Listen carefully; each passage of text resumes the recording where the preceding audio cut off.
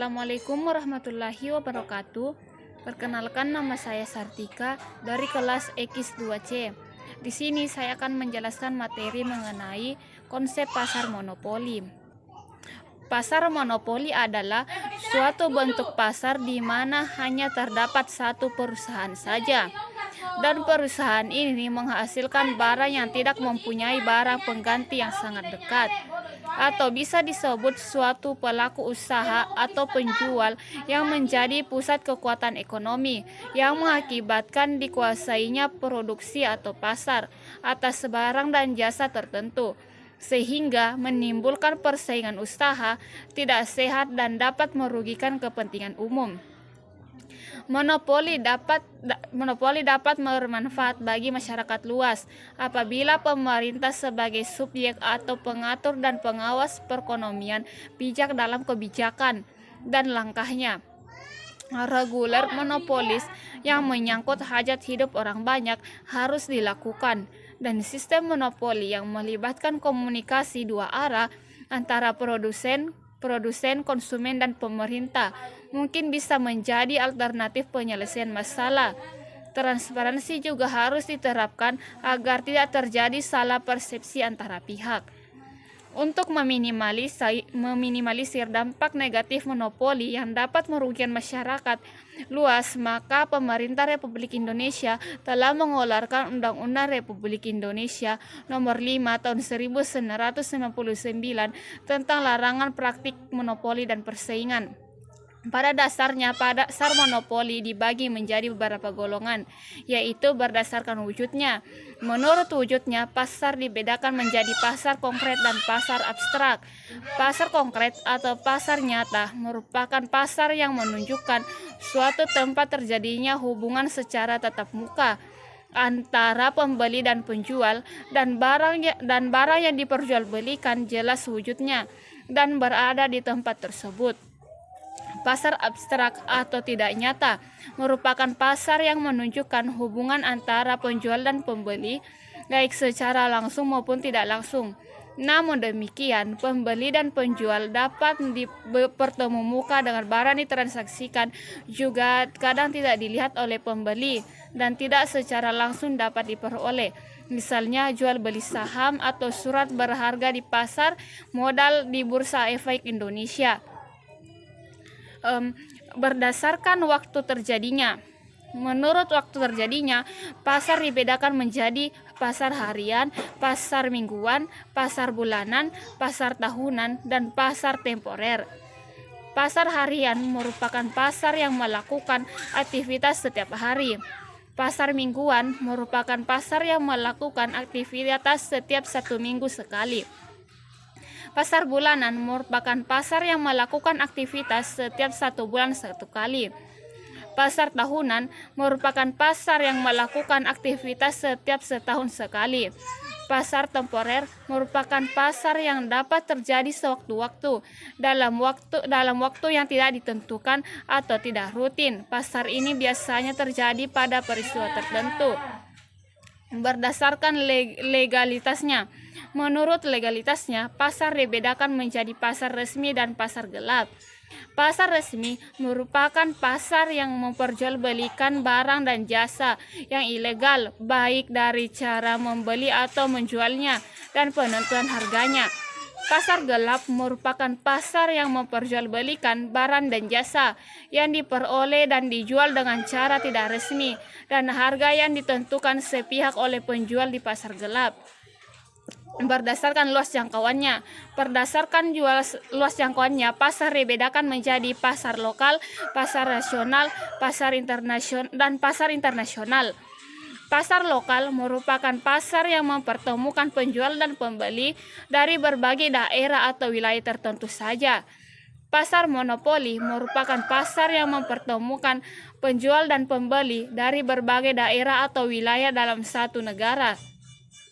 Pasar internasional merupakan pasar yang mempertemukan penjual dan pembeli dari berbagai negara.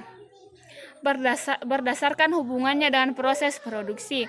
Menurut hubungannya dengan proses produksi, pasar dibedakan menjadi pasar output dan pasar input. Pasar output atau pasar produk merupakan pasar yang memperjualbelikan barang-barang hasil produksi atau biasanya adalah bentuk jadi. Pasar input atau pasar faktor produksi merupakan interaksi antara pemerintah dan pengeluaran terhadap barang dan jasa sebagai masukan pada suatu proses produksi atau sumber daya alam yang berupa bahan tambang, hasil pertanian, tanah, tenaga kerja dan barang dan modal. Berdasarkan strukturnya atau penjual dan pembeli. Berdasarkan strukturnya, pasar dibedakan menjadi beberapa sebagai berikut. 1. Pasar persaingan sempurna merupakan sebuah jenis pasar dengan jumlah penjual dan pembeli yang sangat banyak serta produk yang dijual bersifat homogen. Kedua, pasar persaingan tidak sempurna. Pasar persaingan tidak sempurna terdiri dari beberapa hal berikut. Pertama, pasar monopoli adalah suatu bentuk pasar yang hanya terdapat satu penjual yang menguasai pasar. Pasar oligopoli. Pasar oligopoli adalah pasar yang dimana penawar satu jenis barang dikuasai oleh beberapa perusahaan. Pasar persaingan monopolistik adalah salah satu bentuk pasar yang terdapat banyak produsen yang menghasilkan barang serupa, tetapi memiliki perbedaan dalam beberapa aspek. Konsep pasar monopoli. Pasar monopoli timbul akibat adanya praktik monopoli, yaitu pengusahaan kesehatan ekonomi, kekuasaan ekonomi oleh pelaku usaha dan penjual yang mengakibatkan dikuasainya produksi dan atau pemasaran atas barang dan jasa tertentu sehingga menimbulkan persaingan usaha tidak sehat dan dapat merugikan kepentingan umum. Walau di pasar monopoli penjual tidak memiliki saingan, belum tentu ia dapat memperoleh keuntungan yang besar. Hal ini mungkin saja terjadi bila biaya produksi berada di atas harga pasar, sehingga kurva permintaannya yang ada di monopoli sama dengan kurva permintaan di pasar. Ciri-ciri pasar monopoli. Adapun ciri-cirinya secara umum. 1. Pasar monopoli adalah industri satu perusahaan. Sifat ini secara jelas dilihat dari definisi monopoli di atas, yaitu hanya ada satu perusahaan saja dalam industri tersebut. 2. Tidak mempunyai barang pengganti yang mirip dengan barang yang dihasilkan perusahaan. Monopoli tidak dapat digantikan oleh barang lain yang ada dalam pasar. 3. Tidak terdapat kemungkinan yang terdapat dalam industri. Sifat ini merupakan sebab utama yang menimbulkan perusahaan yang mempunyai kekuasaan monopoli. 4. Dapat mempengaruhi penentu harga. Yang kelima, promosi iklan kurang diperlukan. Jenis-jenis monopoli. Monopoli alamiah, yaitu monopoli yang disebabkan oleh keadaan alam tertentu ataupun yang disebut adanya bakat khusus melebihi orang lain. Monopoli undang-undang, yaitu monopoli yang diberikan oleh pemerintah melalui peraturan perundang-undang baik kepada swasta maupun monopoli yang dikuasai atau dimiliki negara dengan ketetapan undang-undang. Faktor-faktor timbulnya monopoli. 1. Adanya pengusaha bahan mentah atau sumber daya tertentu. 2. Adanya pengusahaan teknik produksi tertentu atau memiliki keunggulan teknologi. 3. Adanya perusahaan hak paten untuk produk tertentu atau merupakan unsur yuridis. 4. Adanya lisensi izin. 5. Adanya monopoli yang diperoleh secara alamiah atau tidak perlu adanya hak paten atau lisensi. Dampak monopoli dan pemecahannya. Pemberlakuan monopoli pada perekonomian menimbulkan dua sisi dampak, yaitu sisi positif dan sisi negatif. Sisi positif: 1. Memotivasi pengguna dan inovasi baru dari teknologi. 2. Meningkatkan produksi secara massal dan meningkatkan produktivitas. 3. Kesejahteraan karyawan relatif lebih baik. 4. Aktivitas dan kreativitas bagi penelitian dan pengembangan perusahaan lebih diperhatikan. Sisi negatifnya: 1. Ketidakadilan karena monopoli memperoleh keuntungan di atas keuntungan normal. 2.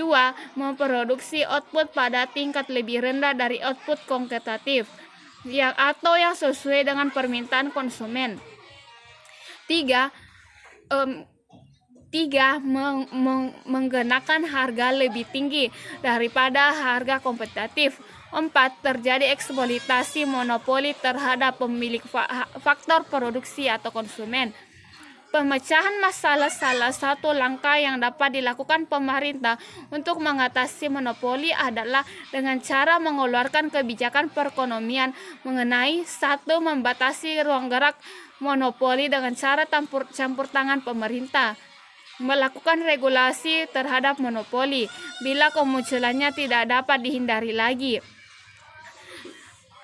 Tiga, kebijakan antirus yang berupaya mencegah monopolis atau penyalahgunaan kompetitif.